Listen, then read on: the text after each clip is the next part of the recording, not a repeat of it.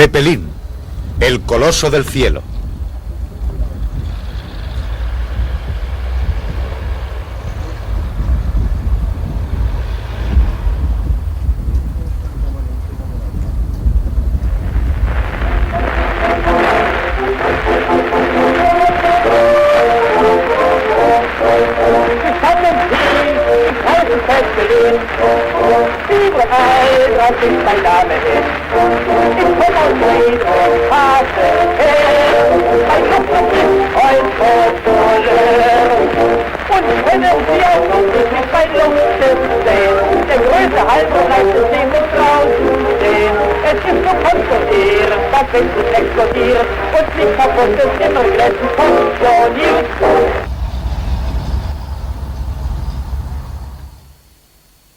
El despegue.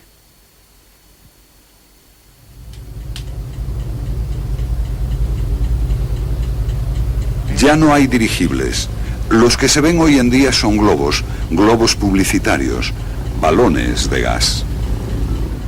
No pueden compararse con el tamaño y grandiosidad de las antiguas naves flotantes. Los despegues eran espectaculares. En la época de los dirigibles, las tripulaciones tenían que botar la nave en la dirección del viento. Entonces formaban las tripulaciones cientos de voluntarios que eran llamados al lugar de despegue por medio de una sirena. Cada despegue era un acontecimiento masivo. Aparecía en las portadas de los periódicos. Por ejemplo, en la edición especial de un diario de Berlín el 15 de agosto de 1929, en que se decía: miles de personas han acudido. Nadie quiere perderse la salida de la aeronave. Continuamente llegan a la ciudad coches cubiertos de polvo que se dirigen al lugar de despegue. Hay más periodistas que abejas en un panal. El gentío saluda amigablemente al capitán y la nave despega. Los espectadores saludan, gritan entre apretones y empujones. Pronto dejarán de distinguirse sus caras. Cuando los zeppelines volaban sobre nuestra ciudad. Así comienzan hoy en día muchas historias de entonces. La nave flotante es una reliquia de una época pasada, de una época en la que la fe en el progreso era absolutamente inquebrantable. Por donde quiera que apareciese un dirigible, los asombrados espectadores quedaban encantados. El cielo, el océano, podían surcarse en una nave. Un dirigible no vuela, flota. Flota como un barco, como una nave flotante.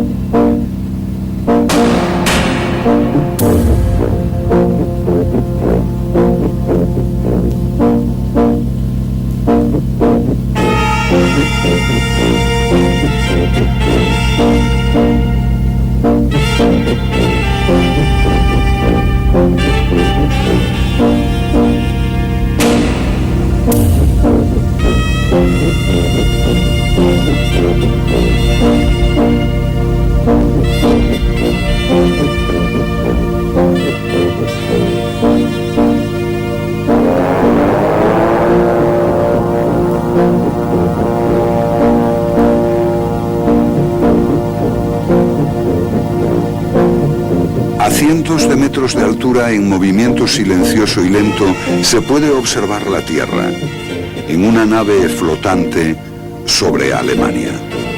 Es como si regresáramos al pasado. Cualquier lugar de Alemania.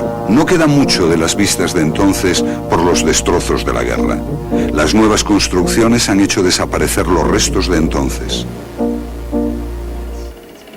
Alemania desde lo alto. Dos máquinas innovadoras de aquella época, el Zeppelin y la cámara de cine. Dos máquinas que han ampliado el círculo histórico de la humanidad. Han alcanzado nuevas metas y las han hecho realidad. La nave flotante estaba en todos los escenarios del mundo. Su historia refleja la de toda una época. Año 1900. Todo en Alemania está en movimiento. Se rehace Berlín sin demasiados lujos. Era el tiempo de las grandes empresas llevadas a cabo con una apasionada fe en el futuro. El mercado mundial es tentador, el capital está aquí y desde la creación del Imperio Alemán en 1870 se quieren ofrecer al mundo la sabiduría alemana, la ciencia alemana, las invenciones alemanas. Ni un día sin nuevas patentes del Imperio Alemán, decía el Kaiser Guillermo. Luego se las llamaría adelantos técnicos. Aquí tenemos, por ejemplo, el coche del Kaiser Guillermo II con su escandalosa bocina. La alta sociedad discute las columnas de los periódicos, pronunciándose a favor o en contra de las nuevas ideas tecnológicas. Debían construirse máquinas voladoras más ligeras o más pesadas que el aire. Si son más ligeras que el aire, deben ser rígidas o elásticas. Un francés consiguió sobrevolar la Torre Eiffel con un globo elástico. Pero sería un conde de Constanza, de aquel entonces, el que tendría razón al construir una coraza metálica bajo un globo de aire.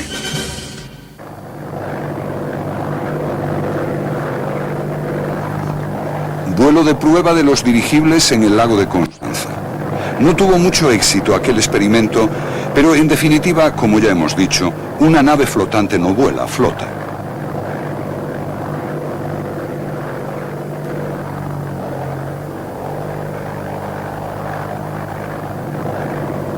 El Kaiser Guillermo está conmovido. Valora la inspiración del conde Zeppelin, olvida el escepticismo de sus consejeros y concede al conde la Orden del Águila Negra. Le besa en las dos mejillas y le nombra alemán del siglo. Alemania es una fiesta.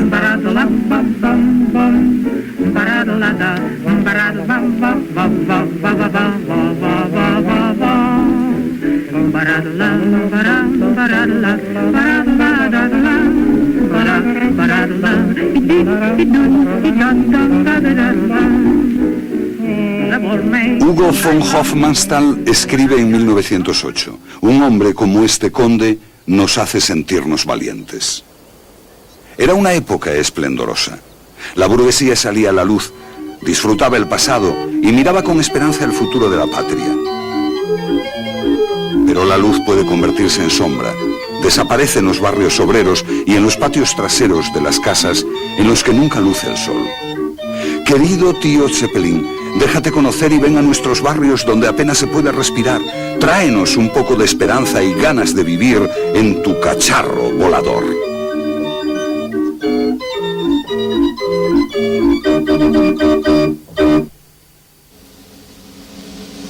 En aquellos tiempos muchas cosas empezaron, pero muchas otras desaparecieron para siempre. La época del imperio, en la época de los dirigibles. Los sueños y la esperanza cegaban a la gente. Algún día los dirigibles eran grandes y aptos para el ejército, y si viene una guerra, Alemania jamás será vencida.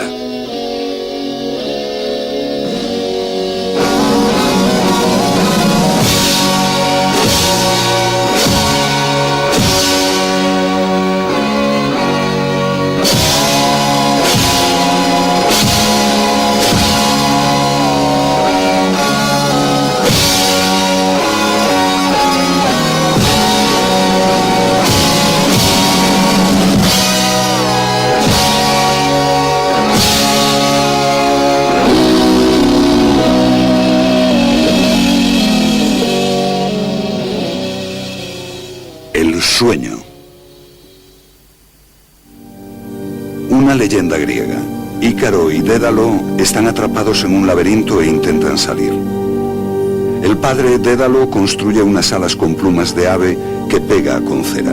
Advierte a su hijo Ícaro que no vuele demasiado alto porque el sol puede deshacer la cera. Pero Ícaro no hace caso y vuela cada vez más cerca del sol. Pronto se derrite la cera de las alas y cae al mar.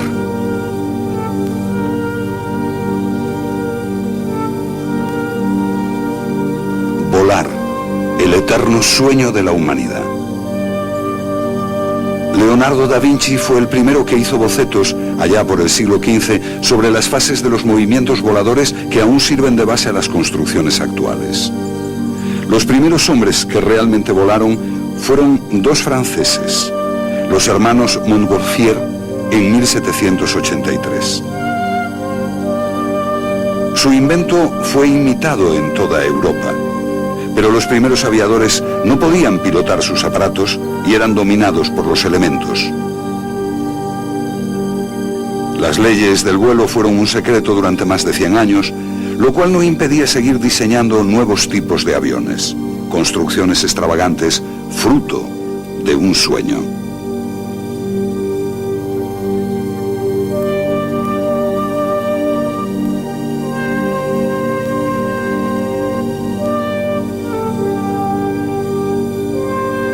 Otto Lilienthal se montaba en aparatos más pesados que el aire. Por primera vez un hombre podía volar como un pájaro, aunque apenas 200 metros.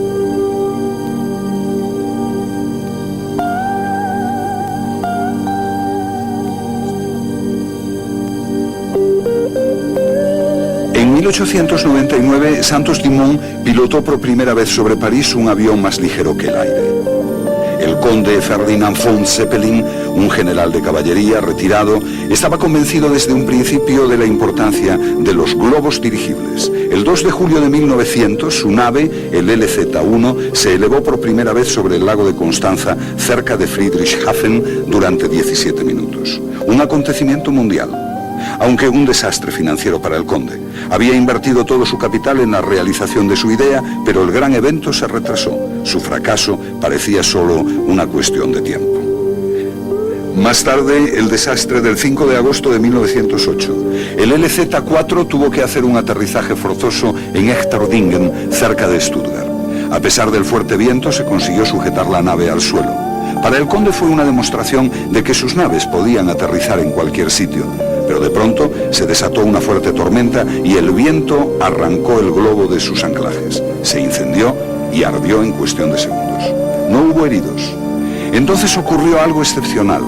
En el mismo lugar del accidente dio comienzo una colecta que pronto se extendió por todo el país. En poco tiempo se recaudaron más de 6 millones de marcos. El entusiasmo por los dirigibles contagió a toda la nación. El conde, un héroe. Era el comienzo de una leyenda. Alles waren unentbehrlich. Nur mit solcher geordneten Verbindung der verschiedenen abgestuften Gaben und Kräfte war das hohe Ziel zu erreichen. Meine Luftschiffe werden bald zu den betriebssichersten Fahrzeugen zählen, mit welchen weite Reisen bei verhältnismäßig geringster Gefahr für Leib und Leben der Insassen ausführbar sind.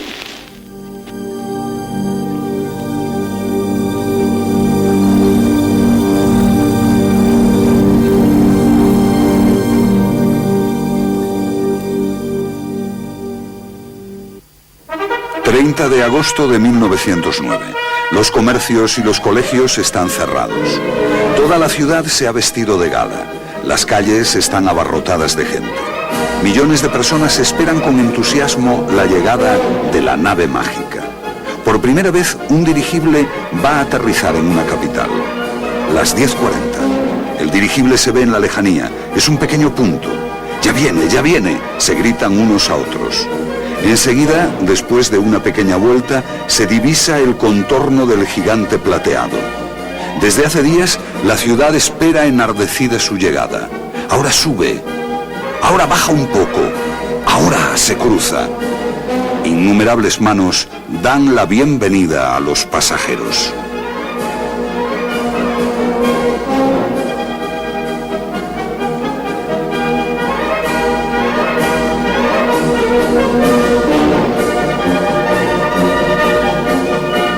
Como demostración, el dirigible sobrevuela los lugares más importantes de la ciudad, los jardines, el Palacio Real.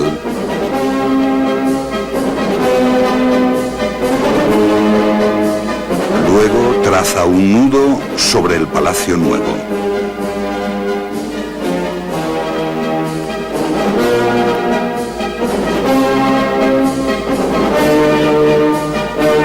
Casi 2 horas duró el vuelo del Zeppelin sobre la ciudad, para terminar la columna triunfal y el edificio del Congreso.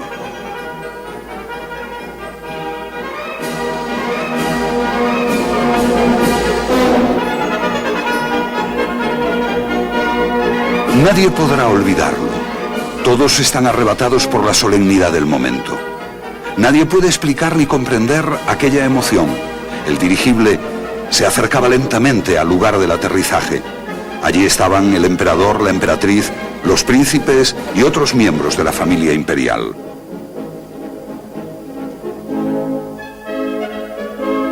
El dirigible se dirigía en línea recta hacia el campo de aterrizaje, acercándose más y más a la tierra. Casi no se podía distinguir al conde Zeppelin.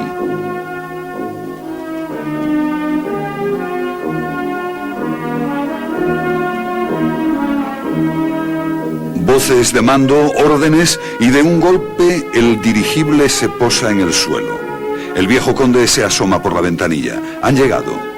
El Kaiser se apresura a acudir a la plataforma para darle la bienvenida. Se suceden escenas que nadie podrá olvidar. Berlín era una fiesta. El mundo entero observaba. El imperio triunfaba como nunca en este nuevo siglo. El empresario. No hay mucho más que añadir. La laboriosidad y el espíritu de los inventores alemanes lo consiguieron. El país a toda máquina. Aparecen nombres que forman parte de la historia de la industria: Krupp, Bosch, Siemens. Y además un loco conde del lago de Constanza con sus extraños inventos. También el conde quiso ser empresario, aunque naturalmente no era su especialidad. Lo primero que tenía que derribar era el hangar de Mansell, que había servido de laboratorio experimental. Más tarde fundará grandes empresas. La Zeppelin, sociedad anónima, la fábrica de ruedas de cremallera Friedrichshafen, la constructora de motores Maybach y otras muchas. El conde es el amo de todo su imperio. Él es el clásico pionero alemán.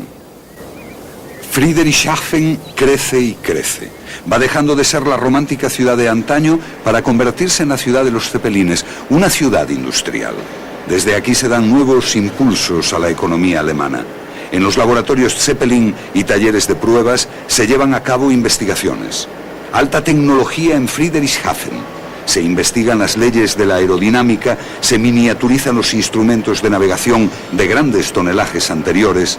Sus experiencias con el nuevo material, aluminio, y su adaptabilidad para la construcción aeronáutica sirven de base para los aviones totalmente metálicos de nuestros días. Y siempre que emprendía el vuelo un nuevo aparato, el público era testigo inevitable del acontecimiento. El dirigible era patrimonio del corazón nacional. De toda Alemania surgían canciones, cuentos, elogios. Cada nuevo Zeppelin era un triunfo. Muchos tenían el gran sueño de volar por todo el mundo en una de estas naves flotantes. Y fue posible. En 1909 el conde Zeppelin funda la Delage Sociedad Anónima con rutas y planes de vuelo fijos. El pasajero debía sentirse como en un auténtico crucero. Todos se esfuerzan en hacerlo más rápido, más seguro, más lujoso. Nunca había viajado el pasaje tan a gusto. Hasta la Primera Guerra Mundial, las 7 naves de la Delage transportarán a unos 40.000 pasajeros. La gran meta era la vuelta al mundo. La aeronave más famosa de la Delage fue el LZ-127 Graf Zeppelin. Se construyeron por todo el mundo talleres, naves de abastecimiento y oficinas de correspondencia. El viaje permitiría conectar todos los continentes, investigar desde el aire regiones desconocidas y otra cosa importante para el conde, el tráfico postal aéreo. Los dirigibles llegaron a hacer realidad ese sueño. Con el conde Zeppelin se podía hacer un auténtico crucero aéreo. Friedrichshafen, Lakehurst, Friedrichshafen-Río, de 40 a 70 horas, dependiendo de la dirección del viento. Cambio de turno. Trabajar en los talleres Zeppelin era un honor, pero el trabajo era duro y peligroso. En Friedrichshafen se construía una nave detrás de otra, del LZ-1 al LZ-130. Se convirtió en una empresa aeronaval en toda regla. Lo que se construía en estas factorías eran sensaciones técnicas. Cada nuevo aparato mejoraba el anterior, pero el principio básico era siempre el mismo. ¿Cómo estaba hecho un globo dirigible? En primer lugar, los largueros de aluminio iban uniendo el armazón. Ya en el primer documento de la patente del Conde se describen todas las características esenciales del aparato. El cuerpo cilíndrico consta de tablones y largueros. En el interior van las celdillas de tela engomada con gas flotante. Por fuera, una cubierta de tela. Se monta un aro de 30 metros de diámetro. Cada nuevo aro queda unido con los largueros al armazón ya terminado. Cada larguero de aluminio va reforzado con cuerda de piano. El Gran Zeppelin llevaba 130 kilómetros de alambre. Este refuerzo alámbrico nivela la fuerza que se produce en la parte superior de los anillos y en la parte inferior de los mismos por el balanceo y por el escape de gases. La nave está dividida en 17 segmentos. Cada uno lleva un depósito de gas. El reforzamiento alámbrico nivela la diferencia de flotabilidad del oxígeno al entrar en los depósitos de gas.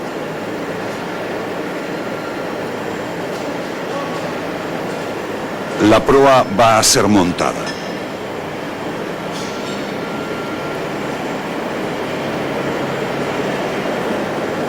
Una vez terminada, la nave tiene una longitud de 237 metros y pesa 50 toneladas, pudiendo soportar una carga de casi el doble. Es una red de miles de alambres, largueros de aluminio y tela, casi una obra de arte.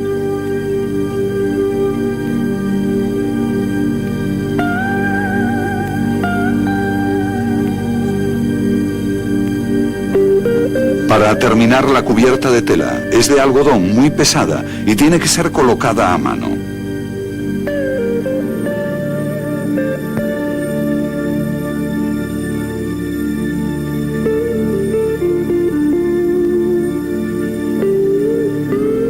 Sobre ella, una capa de pintura protectora, Cerlón mezclado con polvo de aluminio, que da al Zeppelin su característico color plateado.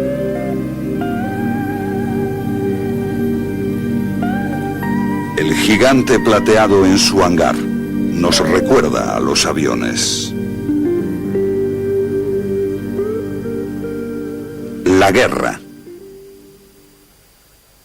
Julio de 1914, la guerra estalla en Europa.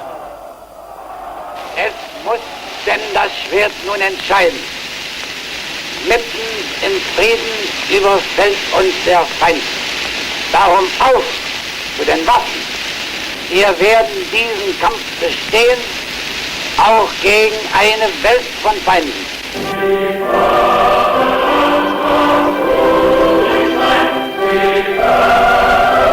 Movilización.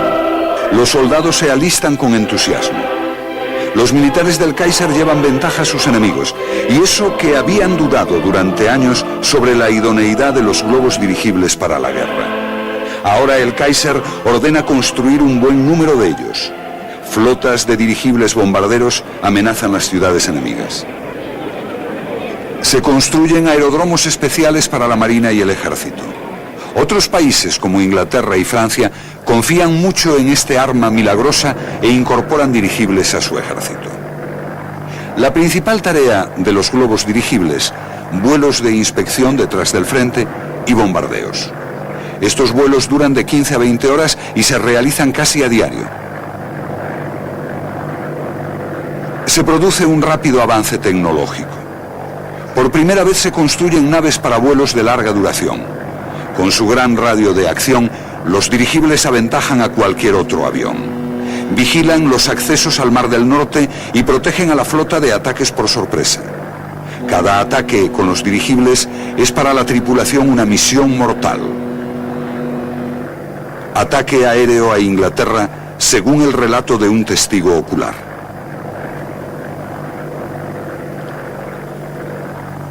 Tomamos rumbo a la costa inglesa.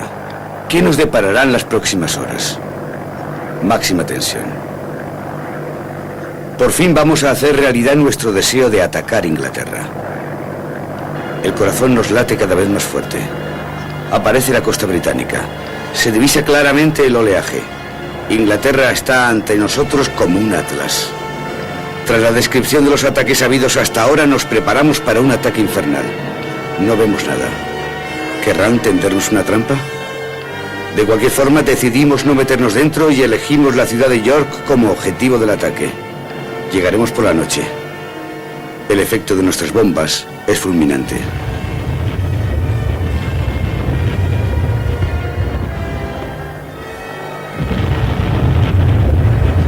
Eran los primeros bombardeos de la historia. Pero los alemanes apenas consiguieron atemorizar a los ingleses con sus cepelines. La trascendencia militar de estos ataques fue mínima. Para los aviones de caza ingleses, los dirigibles fueron una presa fácil.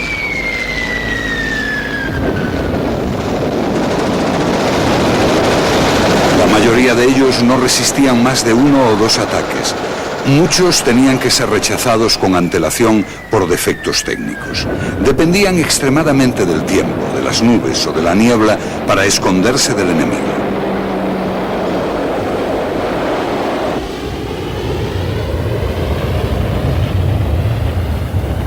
Se demostró que eran más útiles en la paz que en la guerra. Eran demasiado grandes, demasiado lentos, demasiado pesados.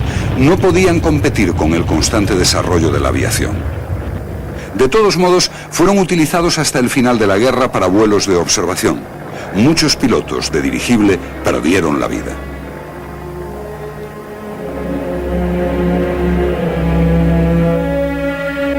El 8 de marzo de 1914, en plena guerra, muere el conde Zeppelin. Para los hombres de aquella época fue una fuerte conmoción. El cementerio de Stuttgart quedó invadido. Reyes, nobles, generales seguían el féretro. Tal vez intuían que la guerra estaba perdida.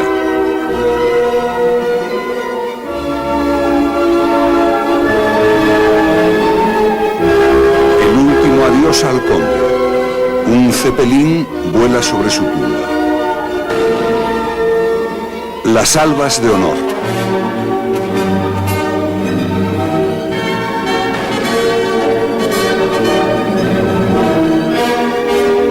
El mayor deseo en la vida del conde era hacer de su dirigible el más rápido y seguro medio de transporte del mundo. Dejó una gran fortuna. En su testamento determinó que los beneficios de sus empresas debían invertirse en la construcción de un dirigible que diera la vuelta al mundo. Pero los ganadores de la Primera Guerra Mundial tenían otros planes. La vuelta al mundo. Friedrichshafen al final de la guerra. Se pudo evitar el destrozo de los hangares. Según estableció el Tratado de Versalles, Alemania no podía construir más cepelines. Pero los sucesores del conde persuadieron a los vencedores para proceder a la reparación de los que estaban dañados. El doctor Hugo Eckena se hizo cargo de la herencia del conde. Bajo sus órdenes, la construcción de dirigibles volvió a resurgir. Und so geschah es. Die Träume, oder besser gesagt, die Erwartungen des Grafen Zeppelin haben sich inzwischen erfüllt oder gehen der Erfüllung entgegen. Es war bislang und wird weiterhin auch das Los der Zeppelin-Idee sein, sich in stetem Ringen gegen widriges Geschick zu behaupten und durchzusetzen. Aber ich bin innerlichst überzeugt, dass nie wieder die Idee des Grafen Zeppelin grundsätzlich verworfen und vergessen werden wird. El sueño del conde se hizo realidad el 15 de agosto de 1929. La vuelta al mundo. Por primera vez, un dirigible iba a dar la vuelta al mundo. Apenas había experiencia de viajes regulares entre Europa, América y Sudamérica, ya que la vuelta al mundo exigía ciertas condiciones de navegación y aprovisionamiento. Solo había 3 escalas: Tokio, San Francisco y Lakehurst. Hugo Eckena, el capitán, quería demostrar que los dirigibles eran el medio de transporte del futuro. Hay miles de leyendas sobre este viaje. Los viejos tripulantes siguen fantaseando aún en nuestros días. Uno de los que vivió este viaje es Hermann Zettel. Era maquinista en la proa izquierda. La importancia de la vuelta al mundo era sobre todo propagandística, para demostrar al mundo que teníamos un globo dirigible y que podíamos volar sobre la tierra y el mar, por todas las zonas climáticas.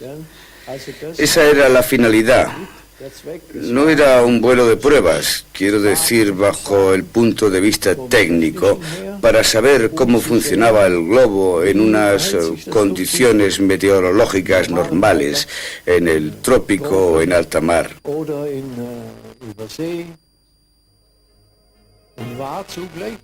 Y era a la vez una buena propaganda de Alemania para que la gente dijera: caramba, si los alemanes pueden hacer eso, podrán hacer mucho más.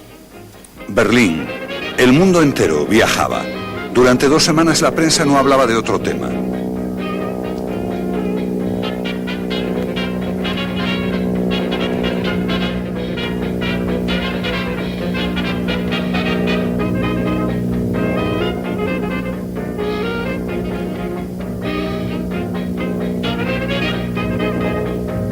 La parte más larga del viaje sin escala era Rusia.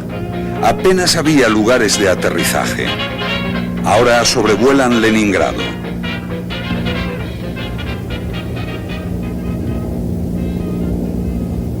Para los pasajeros aquello era una expedición a un mundo desconocido. Paisajes que hasta ahora eran solo manchas blancas sobre el mapa. Junto a un río, una cascada de... no recuerdo. Vi 2 personas que apenas aparecieron 1 o 2 minutos y luego volvieron a desaparecer. Creo que quizás eran cazadores y, desde luego, gente que se asustó al vernos. Para ellos sería algo inimaginable. Comprendo que si no se sabe que existen unas cosas así y de pronto se ve en el cielo un barco flotante, la gente se asustara y se escondiera. Sobrevolando los montes Stanovoy en Siberia.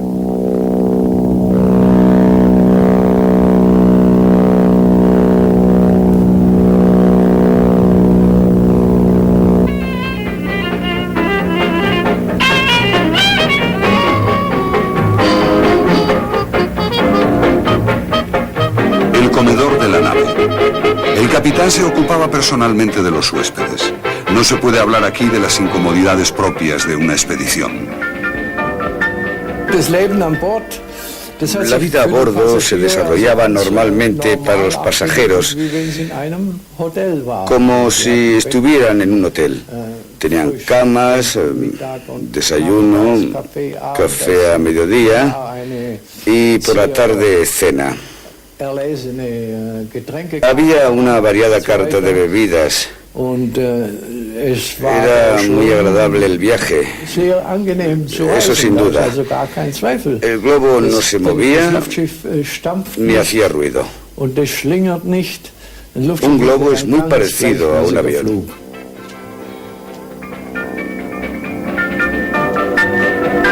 Después de la escala en Japón, prosigue el viaje ahora por el ancho y tranquilo océano.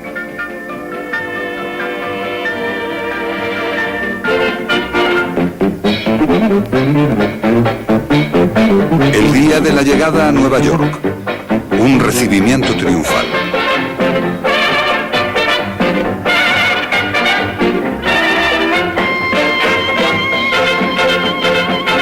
Regreso por las Azores.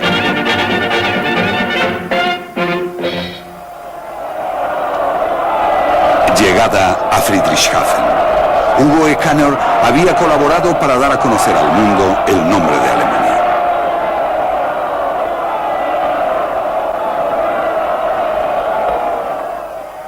El Hindenburg. En 1936 se construyó un nuevo dirigible, el Hindenburg, con 200.000 metros cúbicos, el doble del Graf Zeppelin. Todos estaban convencidos de que esta nueva aeronave sería más famosa y causaría más sensación que el Graf Zeppelin. Tenían razón.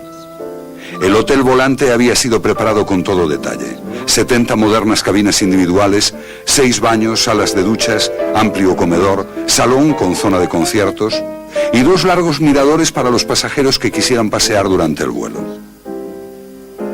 En la despensa del Hindenburg había pavos, langostas, toda clase de helados, whisky, vino y cerveza alemana. Pero la nave estaba marcada por Adolfo Hitler. Hugo Ekaner no pudo evitar llevar consigo la cruz gamada.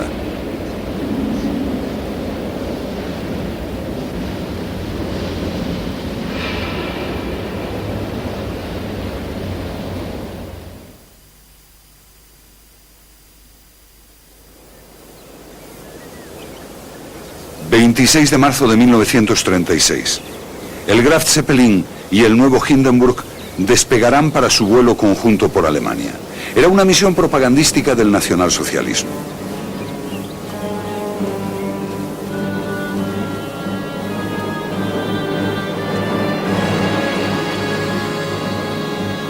En 1936 los nazis se encontraban en la cumbre del poder. 1936 fue también el año de los Juegos Olímpicos de Berlín. El mundo quería creer en la paz y los dos dirigibles debían demostrar las intenciones pacíficas de Hitler.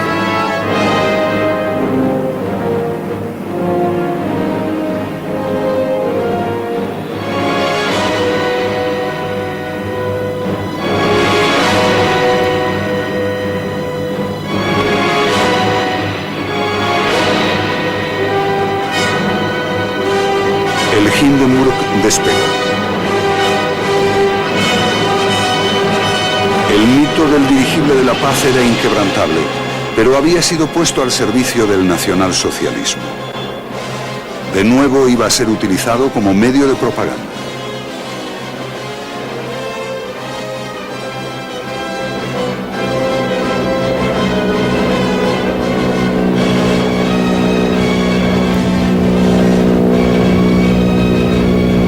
Los dos dirigibles emprendieron un vuelo de 4 días por toda Alemania. Se habían instalado altavoces a bordo que exhortaban al pueblo alemán a apoyar la política de Hitler. Se tiraron millones de panfletos del Ministerio de Propaganda. El dirigible se había convertido en globo de publicidad. El 129 auf der Fahrt über Deutschland. Hier ist das Luftschiff Hindenburg und das Luftschiff Graf Zeppelin. Wir überbringen euch die Grüße aus dem Reich. Gerade jetzt in diesen Tagen, wo wir alle nur an einen denken, an unseren Führer Adolf Hitler. Wir sind gestern Nachmittag um 15:21 Uhr in Löwenthal, in der großen Halle in Löwenthal bei Friedrichshafen am Bodensee gestartet. Und dann nahmen wir direkten Kurs nach Ulm, über die Stadt Nürnberg, die Stadt der Parteitage, und weiter nach dem Osten ging unsere stolze, schöne Fahrt. Aber im Morgengrauen gegen 6 Uhr, als wir an die Fenster traten, da waren wir über Tilsit. Wir grüßten Tilsit. Achtung, Achtung, LZ 129, darf ich euch einen Augenblick unterbrechen. In diesem Augenblick habt ihr den Adolf-Hitler-Platz überquert. Tausende von Menschen stehen dort unten, die einen Fackelzug hinter sich haben. Und nun umjubeln euch Tausende auf dem Adolf-Hitler-Platz. Horcht einmal hin und horcht den Gruß der Stadt Hamburg. Al cabo de 2 años, ambos dirigibles volverían al servicio civil. Y comenzaba la época de las travesías transatlánticas. Muchos acontecimientos fueron celebrados en estos viajes. Así, por ejemplo, se celebró la primera misa a bordo, lo que en época anterior había sido terminantemente prohibido por el riesgo de derramar el vino eucarístico. El Papa se convenció al saber que un tintero había soportado muchas horas de vuelo sin derramarse. La nave flotante estaba acreditada en todas partes. La realidad era otra bien distinta. Las nuevas técnicas buscaban más altura, más velocidad, más distancia. Y hoy en día sigue siendo así. En los planes de guerra de los nazis no figuraban los dirigibles. Leyhurst, Estados Unidos, 6 de marzo de 1937.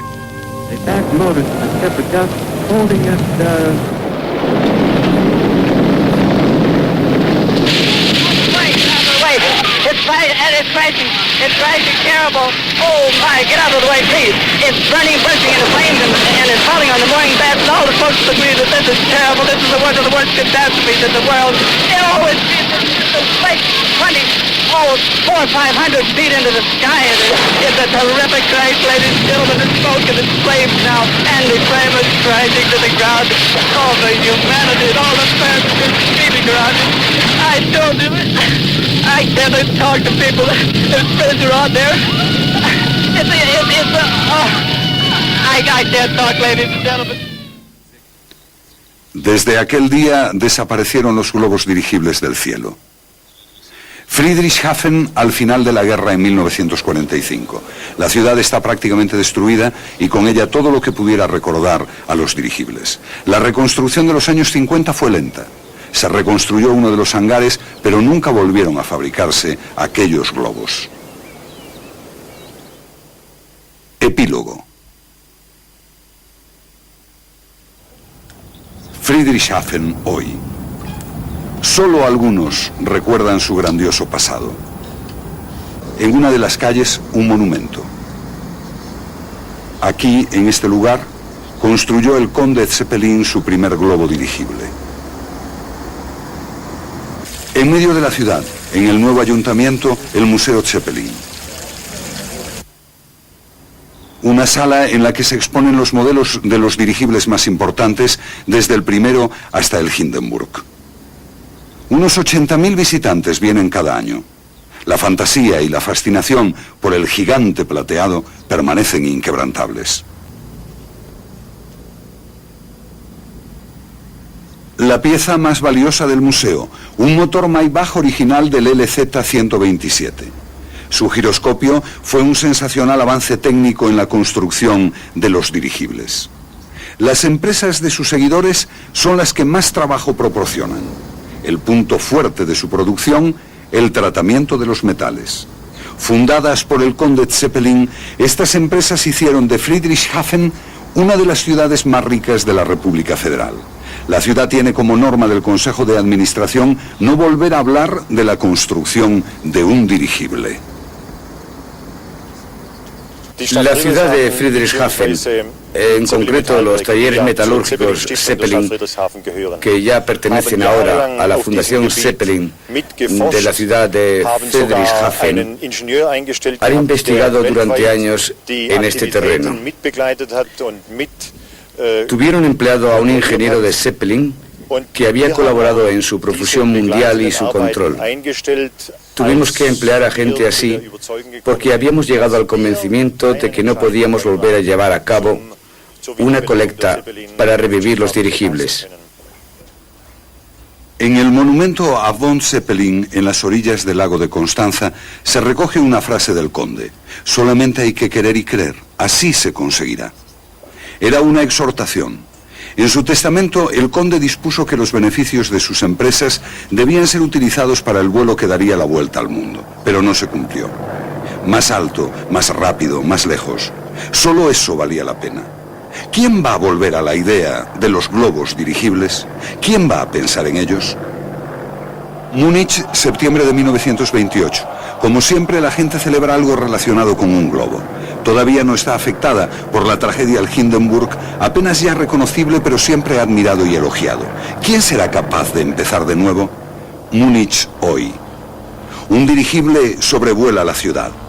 Un empresario ha hecho realidad el sueño. Múnich será pronto la cuna del primer dirigible alemán para viajeros después del legendario Hindenburg. Muchos otros vendrán después. Hay planes para construir nuevos dirigibles en Alemania, naves con una infraestructura mínima y escasos medios de servicio que podrían solucionar los problemas de comunicaciones en el tercer mundo.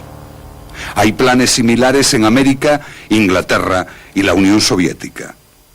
El Zeppelin, el dirigible como alternativa, la nave flotante, es una nueva utopía.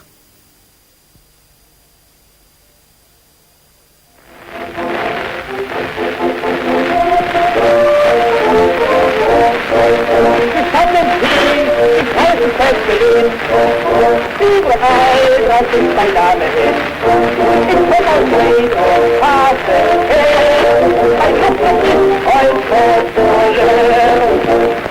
können Sie auch mit bei Luftschiff sehen. Der größte Halbleitsystem ist draußen stehen.